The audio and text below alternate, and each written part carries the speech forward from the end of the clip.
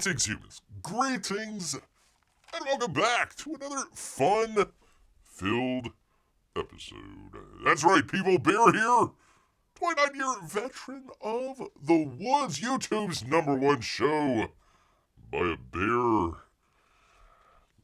Live from the woods, because that's where bears live, people. Yes, indeed, there are 7 out of 8 TikTok women. They would agree. I'd rather see a bear in the woods than a man in the woods. It is your Democrat nominee for president. Well, we only got one delegate so far, but we're getting there, people.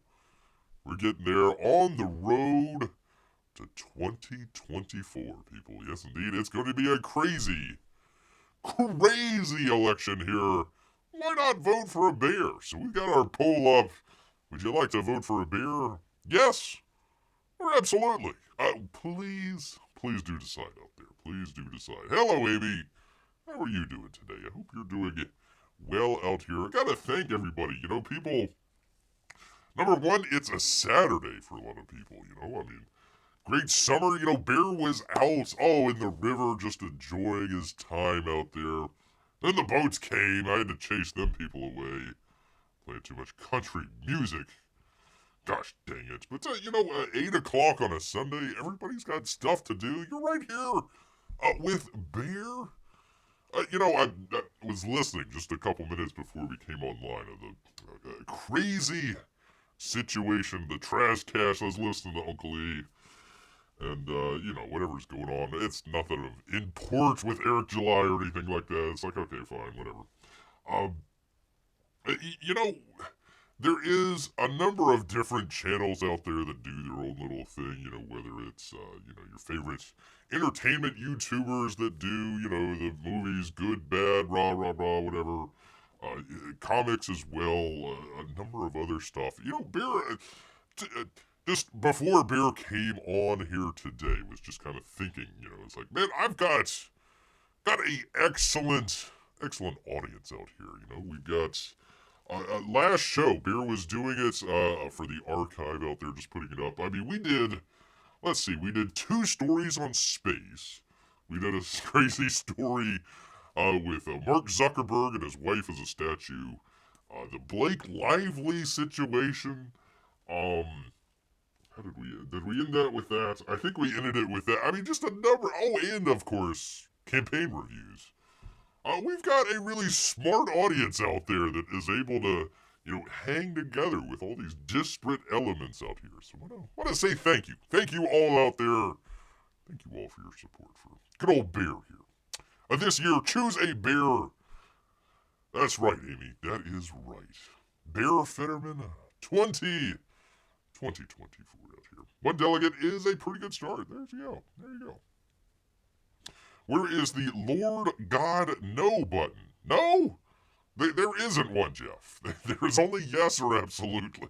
There we go. P1 says, hey, I'm doing my part. Stealing, I mean encouraging the delegates to vote for Bear. I certainly didn't steal dozens of delegate ballots and voted for Bear myself. I'm up to a dozen? I'm up to a dozen now already. Holy cow. Well, let's just jump right into it, people. There might be people from around the world that are kind of curious of what's going on. So let's just jump into it. Let's ask. Who? Well, let me jump into it here first. The thing. You people, lovely audience out here. They say, from the Wednesday Journal, right there in Chicago, just kind of the suburbs, I suppose, out there. They ask, who are the DNC delegates, and what do they do? That's a great question. We should find out. Let's find out together. Peabody has just got back from barbecue. Ooh, sounds delicious. Man, now you're making Bear hungry. Gosh dang it. The handful of only 177 Illinois delegates are attending the Democratic National Convention preside over Chicago's West Side and the western suburbs. From Jessica Mordak. We'll go with that. What the heck? With the DNC fast approaching people, Chicago is gearing up to host over 50,000 delegates. Man, I'm going to need a little bit more P-Money. We got to get... forget about the barbecue. You're back from vacation. We only got a couple days left, man. We got a couple days left. We need a little bit more than 12. Need to, put that into the Xerox copy machine and just hit the infinite button there. Let's see, 50,000 delegates, volunteers, and media personnel in and around the United Center and McCormick Place. As the United States Social Security and local law enforcement recently announced safety plans for the areas of the Social Security. What? Are they a bunch of geezers? As the United States Social Security and local law enforcement recently announced safety plans. Yeah, you gotta put the little tennis balls on the walker there, apparently. Plenty of, handicap parking. And make sure all that's all safe, people. I'm sure the United States Social Security Agency is a little bit better than the United States Secret Service. Holy cow. At least they're not breastfeeding out there or anything like that, so, Did y'all hear about that? Oh, El Trumpo out there at some, he literally got his ear shot off not that long ago. People are forgetting about that, but, he's at a a little convention thing that he had in I think it was North Carolina? Somewhere right around there. Some Secret Service agent, supposed to be watching the slightly sloped roof, decides to, hey, I'm going to check out for a minute and go breastfeed. Number one, you're on a protective detail. Why are you bringing children to work? That's not what you want to do, number one. Number two, what the hell are you doing leaving? Number three, breastfeeding?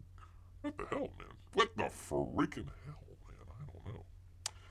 P-Line's going to go door to door in my neighborhood, encouraging them to vote for Bear.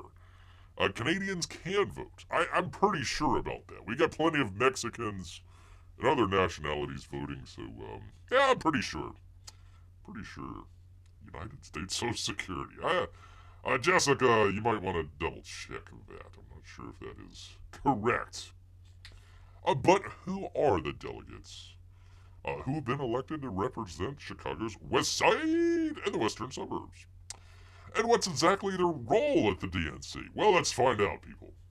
And the DNC takes place every presidential election, convening delegates from the 50 states and territories. Convention typically marks the end of the primary election season and the beginning of the general election. The DNC serves as a period for Democrats to officially nominate a president and vice presidential candidate. Bear Fetterman 2024. That's the ticket. In the past several decades, nominees have been announced long before the convention. This makes the DNC more of a celebration for the nominees. As a way for the Democrat Party to unify around the candidate. Well, if you think about it, let's see. 2016, they screwed over Bernie. 2020, they screwed over Bernie again. And I guess they were looking for another elderly man to screw over. So they screwed over Biden. They went 12 years. Not anybody really voting, but, what the heck. This year's convention looks a little different from previous ones, with presidential nominees were chosen months before the DNC. Before the 24 DNC, which starts August 19th, that's 2 days away, P-Money, delegates will officially select the Democrat Party's presidential candidate during a roll call starting August 1st. Gosh dang it, we're a little late.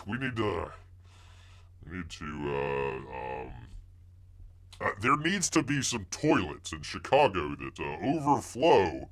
You know what I'm saying here, so, yeah. Delegates represent voters and are the ones who officially nominate the Democrat presidential nominee. Must cast a vote for a presidential candidate or have an uncommitted preference. That would be old Bear here. Yes, indeed. March 12th, President Joe Biden received confirmation from most of the DNC that they would re-elect him.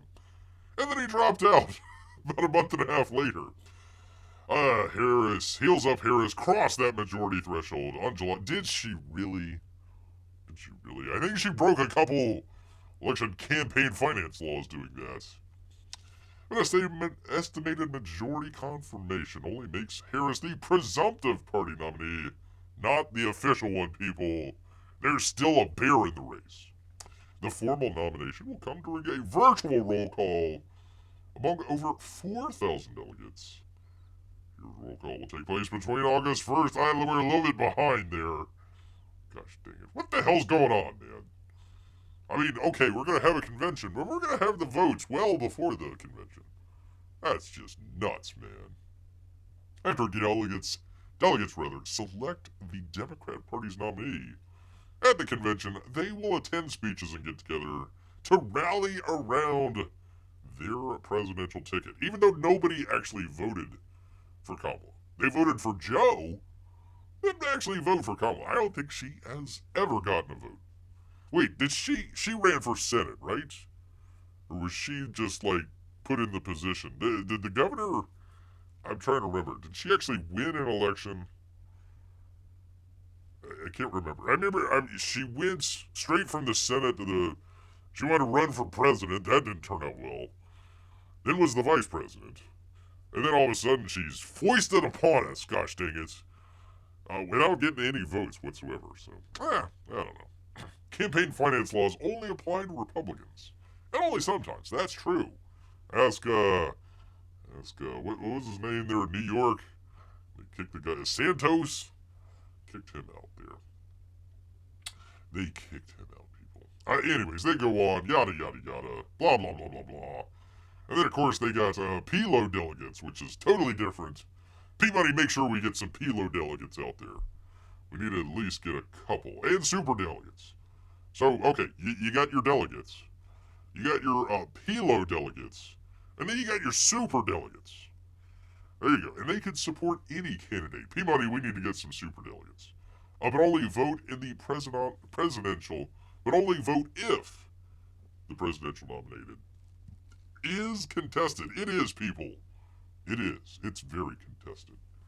We need to get on the horn with Mayor Brandon. They're in Chicago. State Comptroller Susan Mendoza. State Secretary Alexa Ginelalas. And Cook County Board President, Tony Peckerwinkle. We said Peckerwinkle. Prinklewinkle. Prickwinkle. We need to get him. We need to get him on it. Gosh dang it. All these people, man. Gotta go check that out. P-Money's got a super delegate. I'll ask Clark Kent to become a bear delegate. Please. P-Money is all over the PLO delegates. I sure hope so. She didn't steal Bear's votes. I hope not. Gosh dang, I really hope not. Democrat Nominations Canada, says Amy. Okay, there we go. I'll even go to the cemetery to vote for Bear because they vote Democrat. Yes, indeed. Yes, they do. Gosh dang it. Yes, they do. From the New York Post and a dot, apparently. I don't know who we're supposed to be doing there. By a dot. Roughly 100,000 anti-Israel protesters. Can we just say pro-Hamas protesters? Can we just go with that? Expected to descend on Chicago to steal the spotlight from the DNC, and the Harris Waltz ticket just rolls right off that tongue. Writing that down. Get Preckwinkle, please. Some Preckwinkle, whatever the heck, man. Whatever the heck. We need all the delegates we can get, people. All of them. Roughly 100,000 far left Israel-hating protesters will be descending on Chicago this week. Must be a bunch of RFK supporters. Sowing chaos as Democrat leaders rally around their new presidential tickets. Bear Fetterman 2024.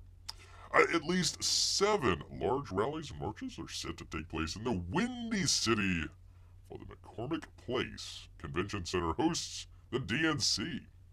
Other rallies are expected even though their organizers have not scored necessary city permits. Gosh dang it, I tell you want to go out and protest, then you don't have the right permits. I mean, who do you protest then, really? I mean, honestly. All boarded up? Chicago's Board of Services getting a lot of work. Getting a lot of work this week. There you go. All the windows. You didn't do the top. You need to do those top windows as well, just in case. The convention runs Monday through Thursday, but the protesters began Sunday. Sunday. With a march towards Grant Park, organized by the pro-abortion gay rights organization Bodies Outside of Unjust... Wait, what? The pro-abortion gay rights organization. I don't think you know how that works, people. If you're pro-gay, you're not you don't need the abortion. You see what do you people see what bear means here? Gosh dang it. I mean, if it's 2 dudes and 2 ladies, ain't nobody getting pregnant then. You wouldn't have to have an abortion. Bodies outside of unjust laws. Okay. Interesting. Must be like the gays for Hamas or something like that. The biggest turnout is expected at the March on the DNC 2024. Rallies stated for Monday and Thursday. Be there and bring your Molotov cocktail. Organized by a coalition of 125 pro-Hamas groups, including the Chicago Alliance Against Racism, Racist and Political Repression. You have a black mayor. What? Chicago Alliance. And the U.S. Palestinian Community Network. Can we just go ahead and send them to Antarctica? Already. Just send them away. Over 30,000. 30,000 are expected to attend the Monday march. Holy moly. That's more than this ticket gets here. What are they doing? What is this? This is fake, man. All this is fake. Who is he pointing to, really? What a fake. They're all fake. This is a bunch of cheap fakes. Wait, look at that face.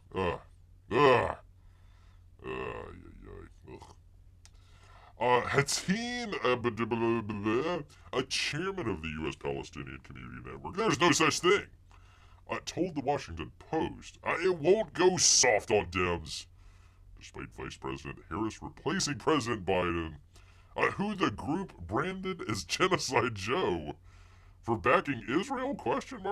On the top of the ticket. Our target is the Democrat Party, leadership of the party, and Killer Kamala. Man. Oh, how about attempted Killer Kamala? I mean, I think we can do that. Representative Jeff Van Drew said that there's little difference between the ideology of the protesters and the top of the ticket. Hey now, a bear could come in. A dark horse candidate. A dark bear candidate. There you go. He's pointing at Bear saying, that's your biggest competition, Kamala. There you go. There's a bear! Oh my god! Bear had the unfortunate experience of having to listen to Kamala the other day, and holy moly, like claws on a chalkboard, people. That's just terrible. And then you got like Bernie Light here. Bunch of commies. Not bear, though. Not bear at all. Says Amy. There you go.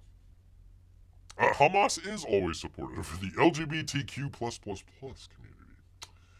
Yes. Killer Kamala. Attempted Killer Kamala. There you go. Anyways, yada, yada, yada. Look at these fools. Look at these. Bunch of paid protesters right there. What's going on with the... come on, man. I mean, seriously. Stopped funding the genocide. No tax dollars for genocide. Oh my god, we can't have... you know what? Bear... hey, pro-Hamas supporters out there. Bear... a campaign plank. Bear is in support of the genocide of Hamas. I'm going to stand behind that. If we are going to do any genocide whatsoever, it might as well be Hamas. I mean, for crying out loud.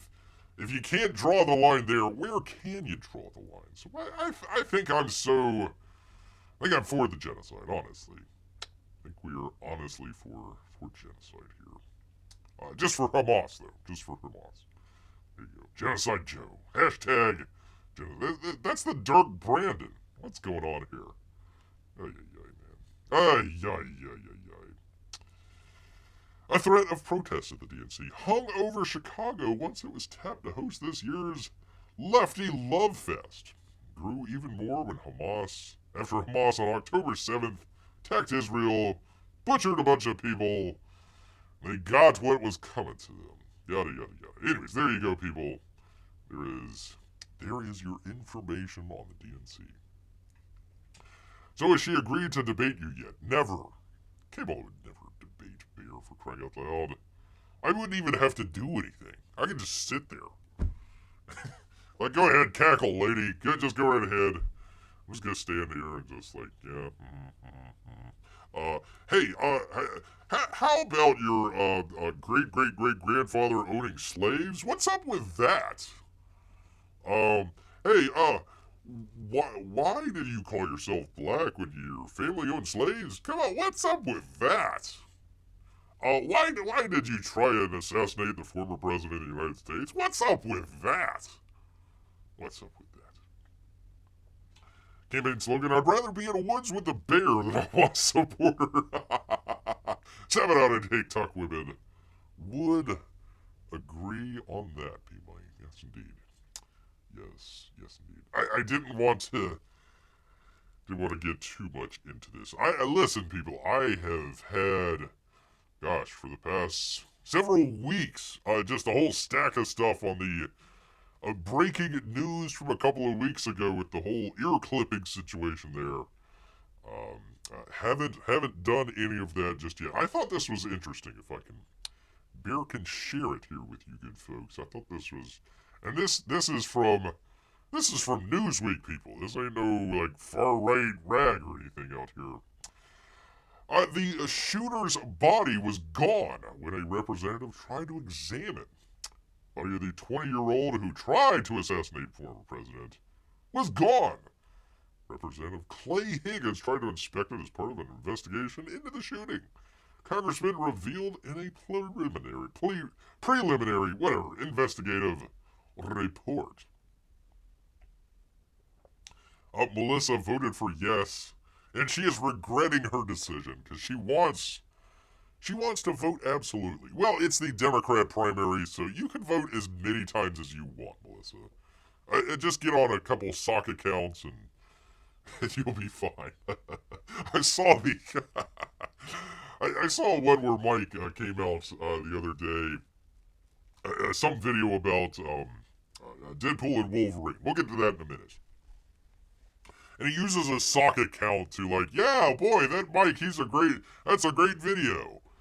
I'm like, Mike, come on, man, quit using your sock account to boost your viewer counts and, all this other stuff for crying out loud. He used the, the unapologetic American account. I'm like, come on, Mike, get out of here.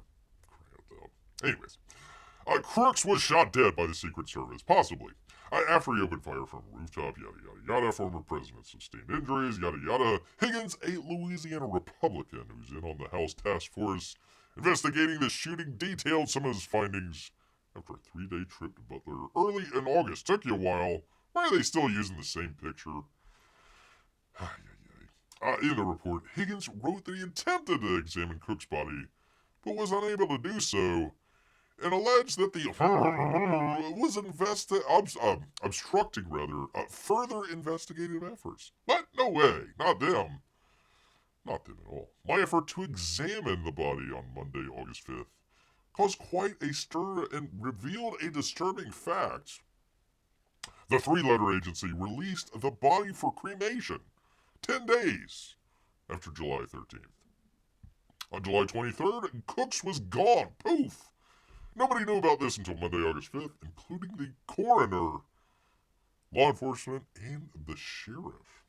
They said the coroner technically had legal authority over the body, but I spoke with the coroner, and he never had and would never have released Crook's body to the family for cremation or burial without specific permission from that three-letter agency. Huh. Boy, that's odd. That's odd. Oh well, let's move on. Let's just move right along, people. Alright. Box office. Box office for you good people. Great to have you, Melissa. Great to have you here. Want to be a delegate for Bear? We need a couple thousand. Or a super delegate. Or a, what was it called? A Pilo? I mean, if you want to be a Pilo delegate, you can be as well. She's from Florida. We can have the Florida delegation. There you go. I mean, honestly, are they really going to vote for Kamala? I doubt it. Really doubt it, people. Alien Romulus, people. We got a new #1 movie, people. Roaring. Roar! To a $40 to $42 million opening. Woohoo! From Deadline and, I don't know, somebody over there. Somebody at Deadline. 20th Century Studios' Freddy Alvarez directed Alien Romulus is still looking at the 45-year-old franchise's second biggest opening with $40 to $42 million for the weekend after an $18 million Friday. Disney has bragging rights for second place in the fourth weekend with Deadpool and Wolverine, while Sony and Wayfarer Studios, it ends with us. We've got more on Blake Lively. Holy cow, people. This lady is nuts. Like, nuts. Ay, ay, ay. Ay, ay, ay. And Great Summer. A Great Summer. Oh, for crying out loud. A great late summer weekend in August. $136 million, 36% ahead of the same frame last year. And that had Barbie and Oppenheimer. There you go. Anyways, it goes on, yada yada, mostly male, diverse, very diverse people. Gotta be diverse out here. Yada yada yada. Let's go down. Here we go, the chart. More important. Thank you, Melissa. You are a delegate, hopefully, for beer. If not, we're gonna burn that city down. We're gonna have a second Chicago fire. Haven't had a good one in a while.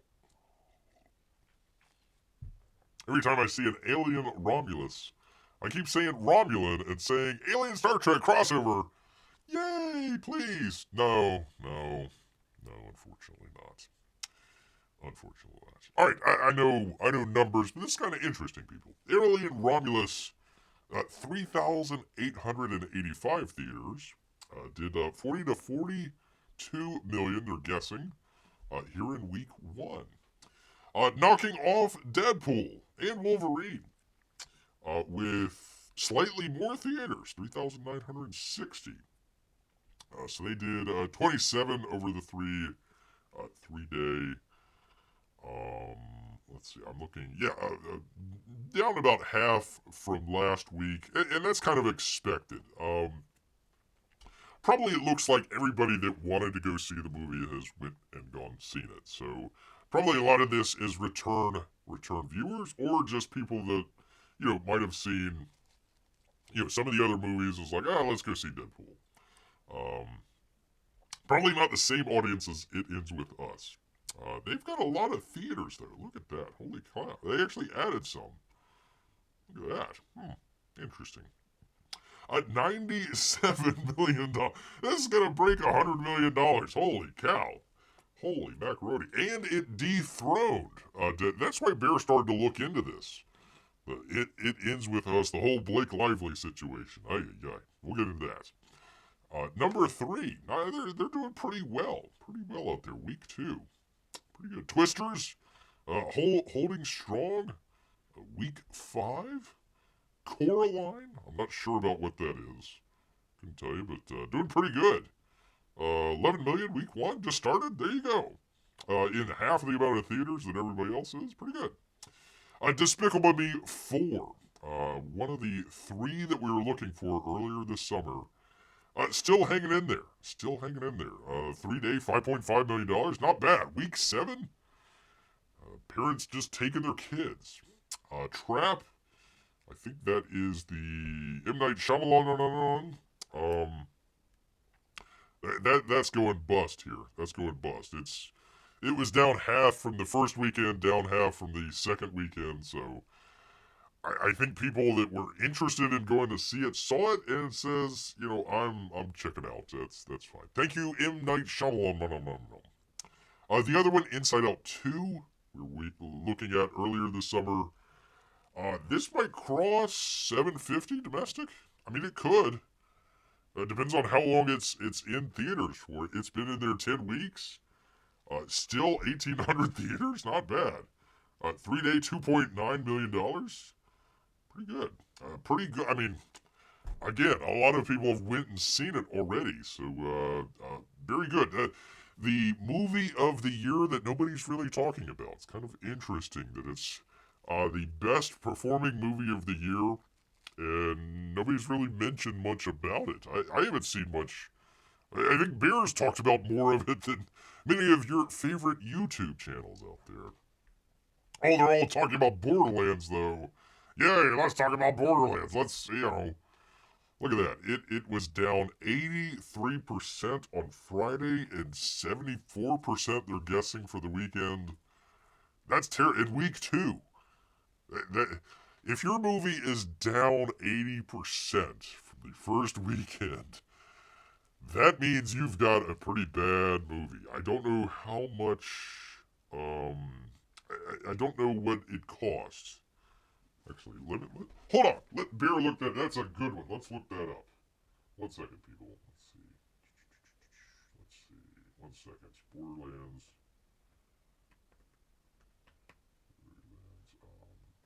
Cost. Let's see. 1 second, people. No, not on stream for crying movie. Borderlands movie. Not the video game. Alright, let's see. Okay, here we go. IMDb. Come on, IMDb. Let's see.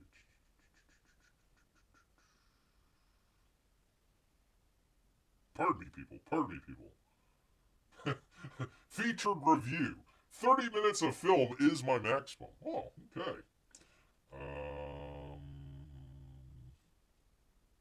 Holy cow, people. Holy macaroni. It cost. Let's take a guess out here in the chat. How much do you think Borderlands cost to make?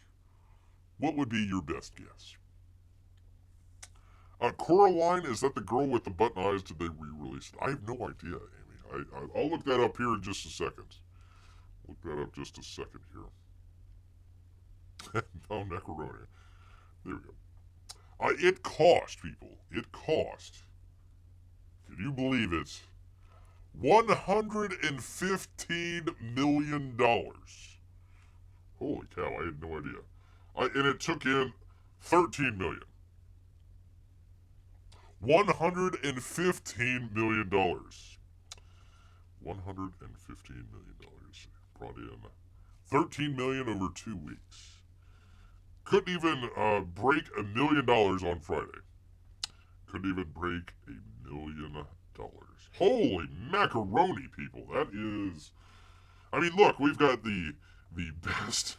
We've got the best movie of the year, number 8 here. 10 weeks out, still hanging in there. Did, let's see, just slightly a little bit better. 3-day for a movie that's been out 10 weeks. And has, let's see, by a factor of 5 to 10, beat out Borderlands' budget. That's crazy. Craziness. Borderlands number 9. And... wait, there's no 10? Hold on. 1, 2, 3, 4, 5, 6, 7, 8, 9. There's no 10. Borderlands is so bad that they didn't even want to put another movie in the top 10 I mean, can you imagine being the 10th movie and losing out to Borderlands? They just said, we're not gonna put out that information, Bad Boys Ride or Die or something like that. They just said, we're not gonna do number 10. Number 9 is bad enough. Holy cow, $13 million in 2 weeks. Oof. Oof. $115 million to make. Ay. Anyways, Alien Romulus taking over from Deadpool. Deadpool had a good run, about 3 weeks. Then week 4, dropping down to number 2. And of course, it got bested for about a day, maybe 2 days there. With It Ends With Us, which, holy cow, people! Bear's been digging in a little bit more into this whole Blake Lively situation here. It has been resurfaced from some years back. There was an interview that she did. Reporter Blast Nightmare, Blake Lively interview that made her want to quit amid It Ends With Us drama. Holy cow, people. Page 6 here, Riley Cardoza. Interviewing Blake Lively made Kirsty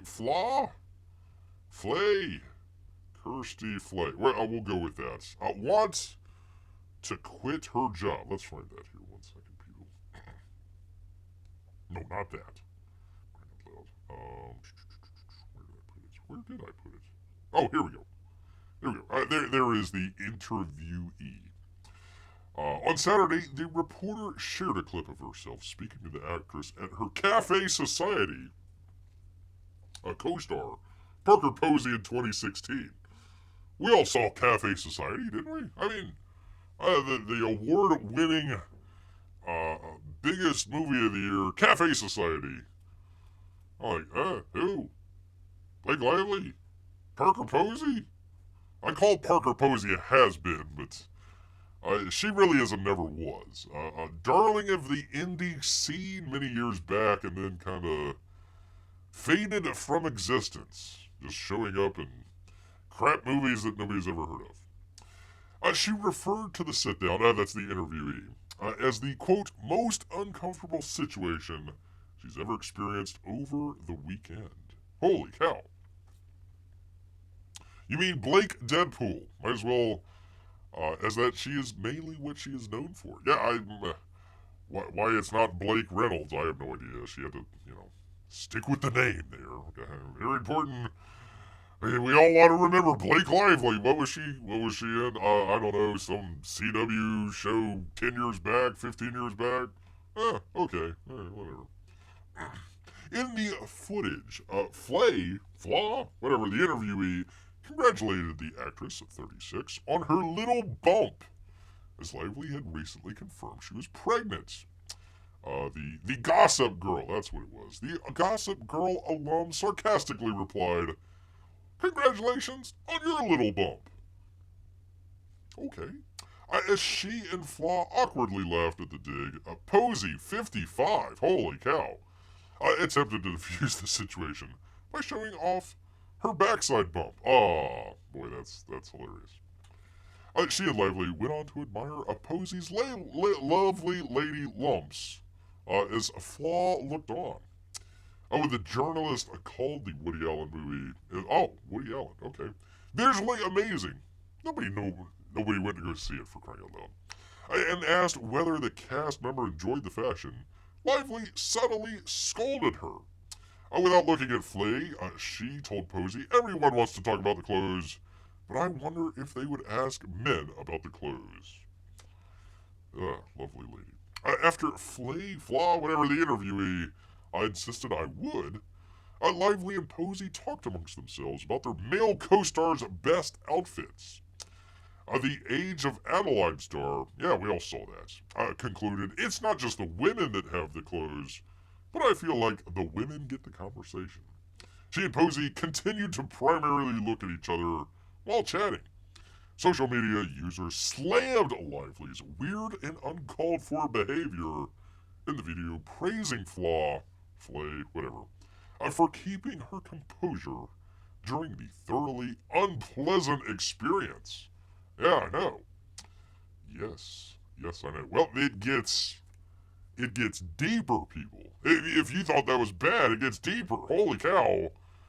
Because from page 6, and Riley Cordoza, he's on this.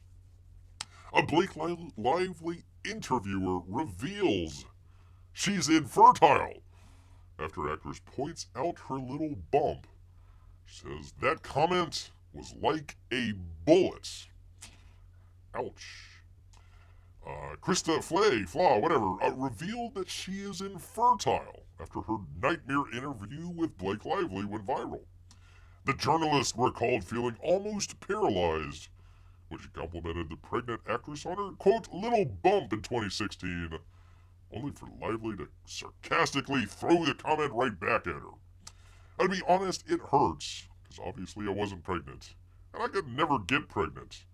The interviewee told the Daily Mail on Friday, so that comment was like a bullet. Blake Lively just laughs and laughs and laughs. The entertainment reporter didn't know how to react, telling the outfit that she felt uncomfortable and wanted to, quote, leave and get out of there. She added, it made me feel like a complete failure. I kept going through the interview in my head, afterwards trying to figure out what I had said or done to make Lively or Parker Posey. Who cares about Parker Posey? Names like that, it made no sense to me. At the time, the interviewer was speaking with Lively, 36, and Posey, 55. Another Cafe Society movie that nobody saw.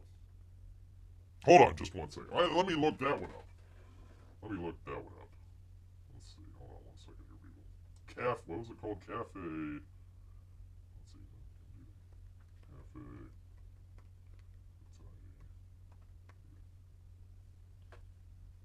Cafe Society movie. Alright, let's find out what this great movie, Jesse Eisenberg, Kristen Stewart, Stephen Carell, Blake Lively isn't even in the top 3. They're at number 4. Alright, let's see.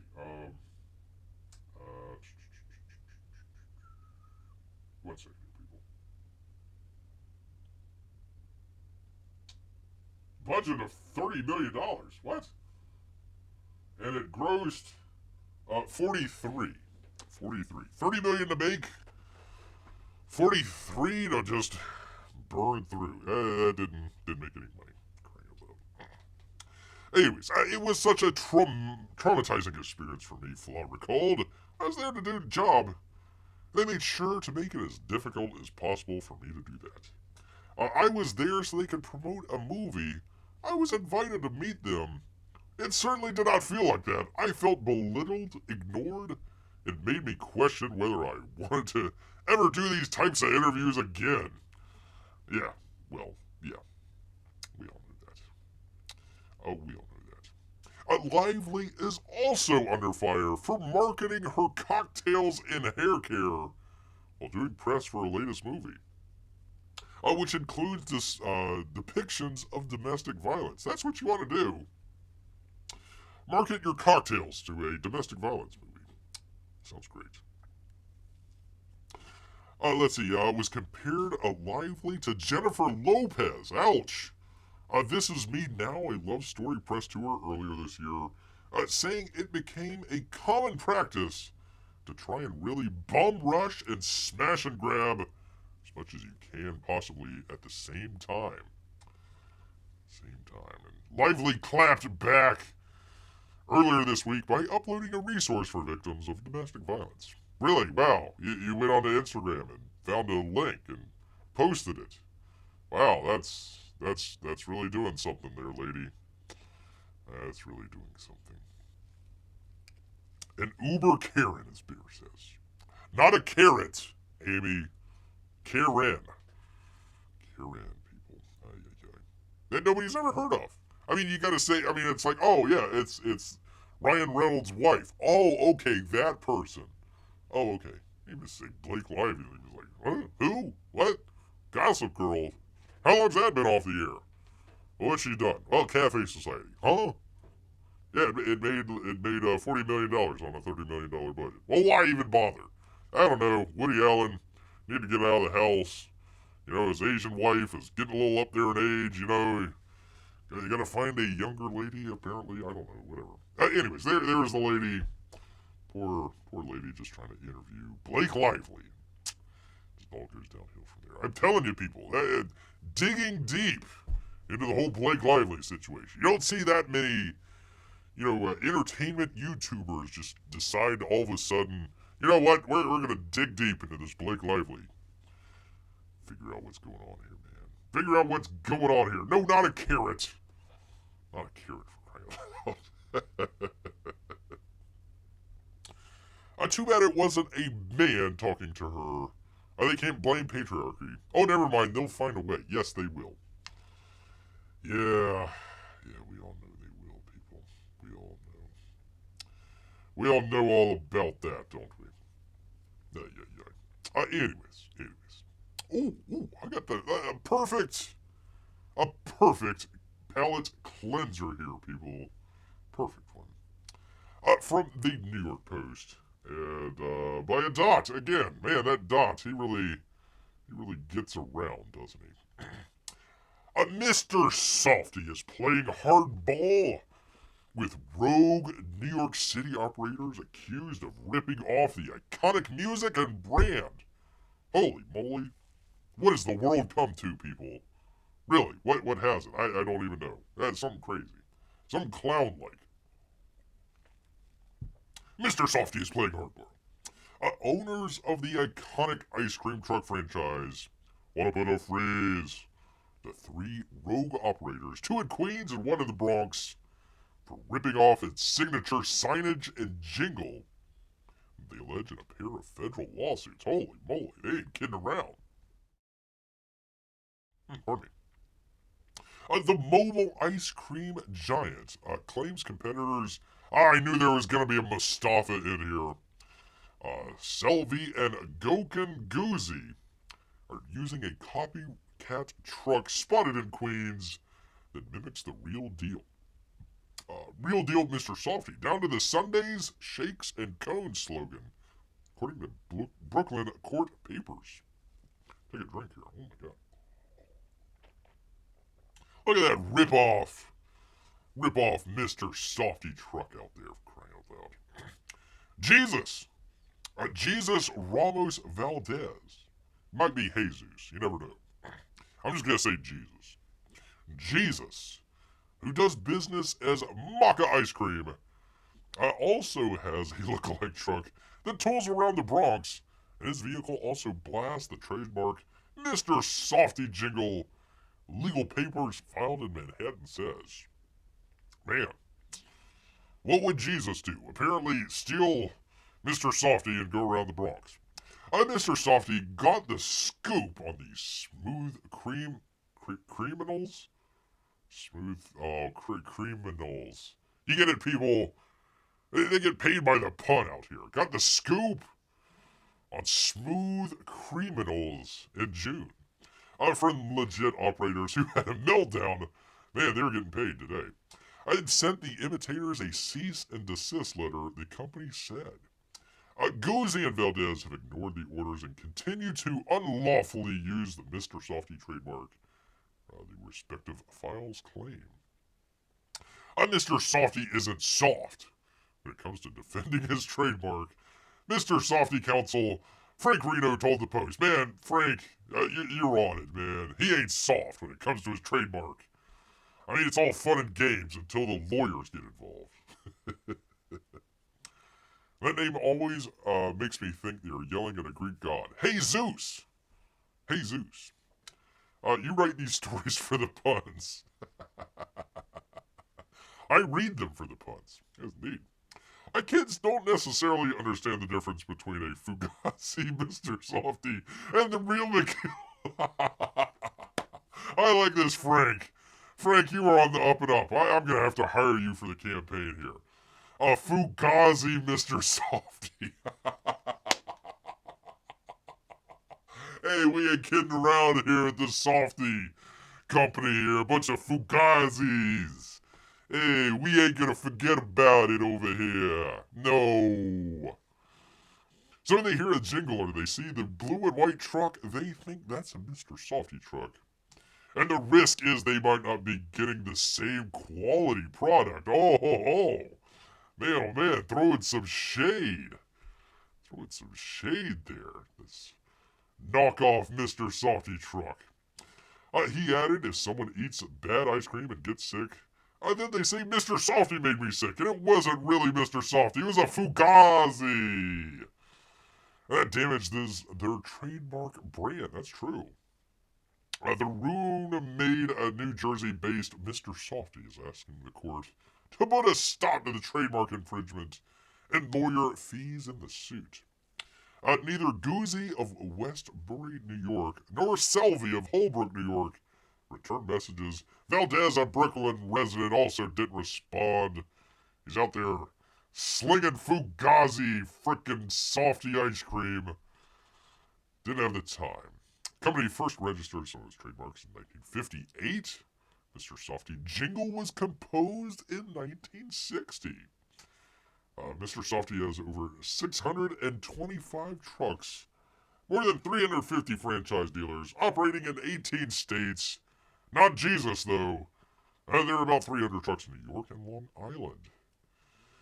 There are a couple Fugazi trucks out there. Hey, we ain't gonna forget about that. Not at all here at the Mr. Softees. You know, it's all fun and games till you rip off our trademark. We gotta come after you. Gotta come after ya. Hey.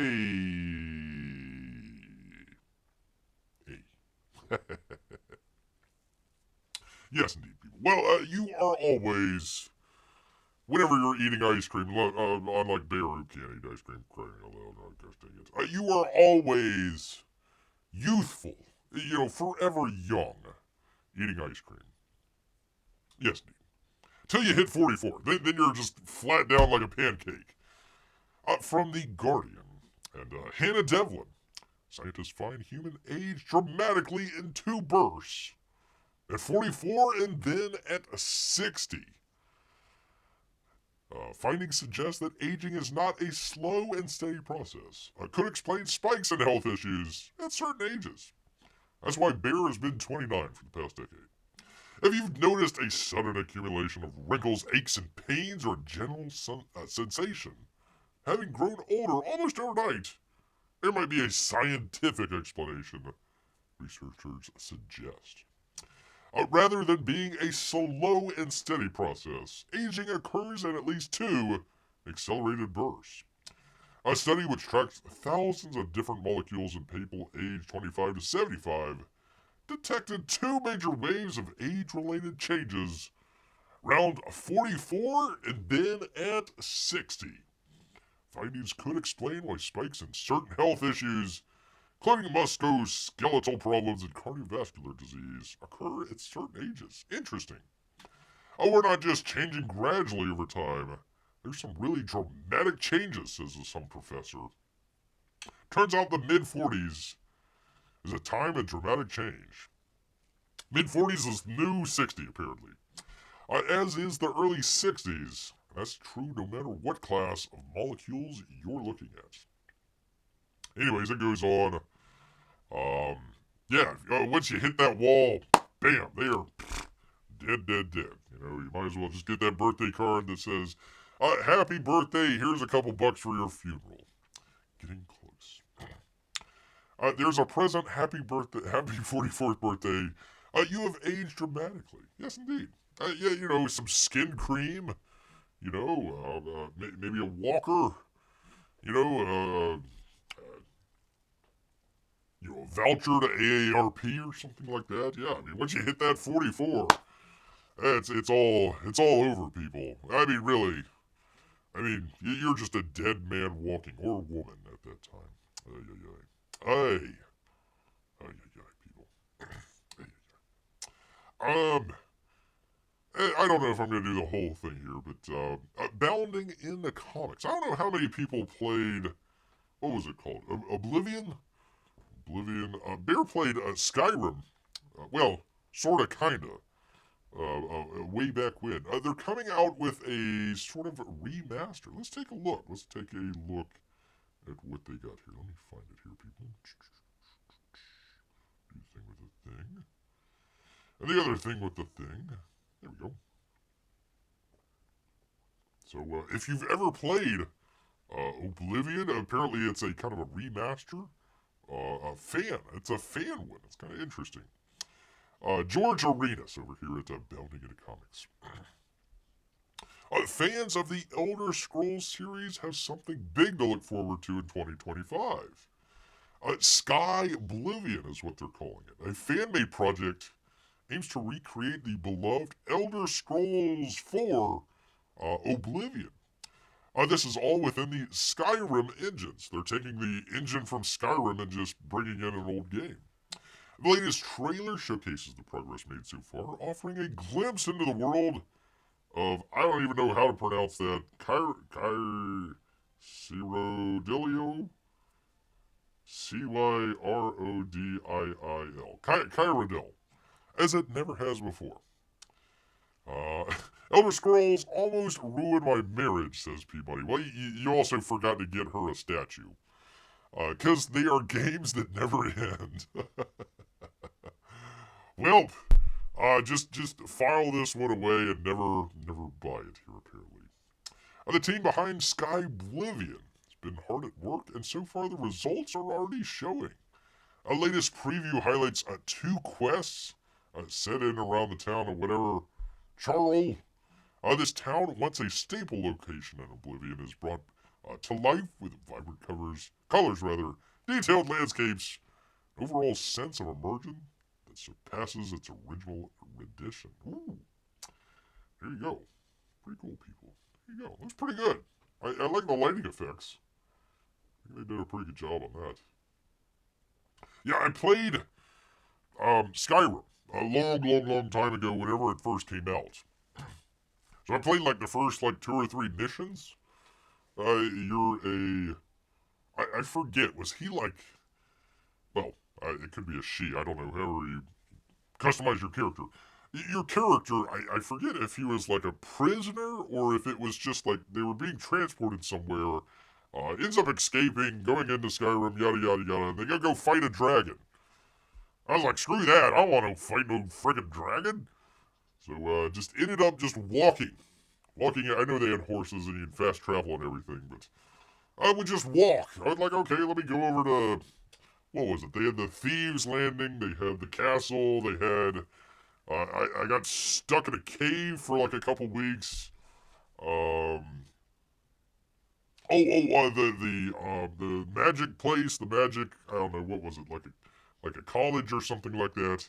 So yeah, just walk. Walkity walk. Somebody would show up, we'd fight, yada yada yada. Hey, there's the Dragonborn. I'm like, I never even fought a dragon. Shut up already. So literally played probably 150 hours in that game. I never went past the 3rd level. Did all the other side quests and got stuck in a cave. It had a bunch of mushrooms in there. I don't know what was going on with that.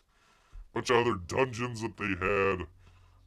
Just was having a good old time, just walking around, slashing a sword, being his best. What were they, Nordic? They were some sort of Nordic warrior class people, so I was all walking around, just slashing. I like the bow and arrow. There. But anyways, that's Beer's long way of saying, yeah, I played the game. I don't know what's in it, so I never played the story. Never played that story. Watch out, Amy. It might ruin your possible wedding out there. She says I should play one of these games sometime. No, it'll ruin your marriage. Never do that, apparently. Also says, I'm glad you managed to beat the game that never ends. Well, I just turned it off one day and never went back, so. Hey, you just had to get out and enjoy life. Actually, I don't know, some other game came out and was like, okay, let me do that. It was on the PS3, and the graphics, God, the graphics were just they weren't the best. I'm sure this looks a lot better than whatever Beer got, so there you go. Beer just wandering the town slashing people. He was imagining they were all Timmies. That's true. Slash. I mean, I'm just walking around and like somebody's like, just Dragonborn. Shut up, slash. Just want to do my thing. I had like little honey holes everywhere that you could store like, I don't know, different clothing or different swords or whatever. And the biggest thing was like making stuff to eat. You're like, all right, well, I'm gonna, find these carrots and kill this, whatever creature and find the little stew pot and make some stew and eat that. Because I was always dying, so I needed stew or something to keep alive. Keep alive with it. Turning off also is beating it. There you go. To save my marriage, says Peabody, I went out and bought Miss Peabody that statue that she always wanted. No, beating the game meant literally destroying the game disc. Holy cow, man. That takes some gumption, sir. Takes some gumption. So, alright, let me take it off. I don't mean to... holy cow, he's slashing some dude. Well, watch out, dude. He's got a giant battle axe. There you go. Hit him with your sword. Oh, ow. That looks like it might cause a little damage there. Ouch. And then steal all his stuff. Yeah, you always gotta steal his stuff. You kill the guy and then take literally all his clothes off of him. Here you go. Anyways, I don't mean to cause P-Money any more marital distress out here. So we'll get off of that. What does the trailer show? We already saw that. I don't need you any more bounding into comics. We already got that, man. Already got that. So there we go. There we go. That is bravery. I know. It is. That takes a lot of gumption. All right, let's check out the poll here, people. We got. Holy moly, it was a close one, people. 7 votes. Get your vote in now if you haven't already. Yes. Will you be voting for Bear? Yes. Wins out 57% over absolutely 43%. There you go, people. There you are. 7 votes. All right, we're counting it down. 3, 2, 1. A little bit of a pause. All right, and ending the poll. The poll has ended, people. Will you be voting for a bear? Yes. Yes, they will. That's got to count for at least, a couple thousand delegates at least. Or maybe one of those, like, Pilo delegates.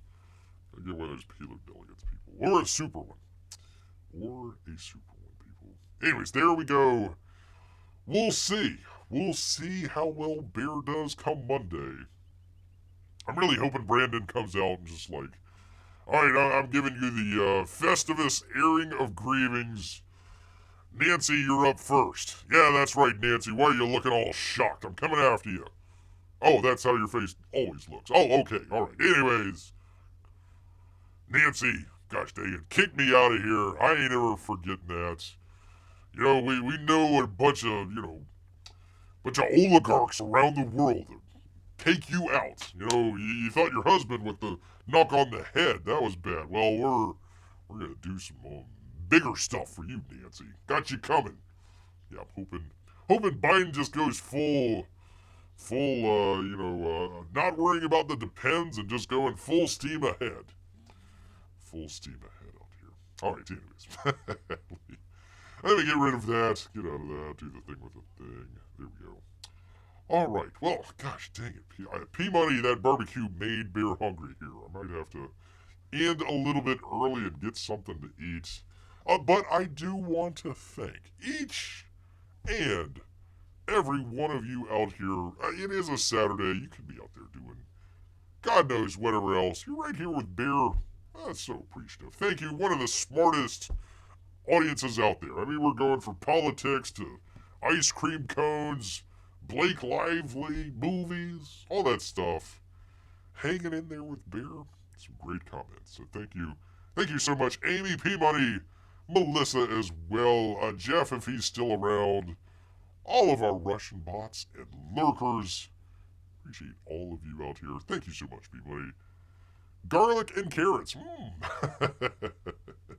There we go, people. But all that talk about barbecue, you know what has made Bear hungry?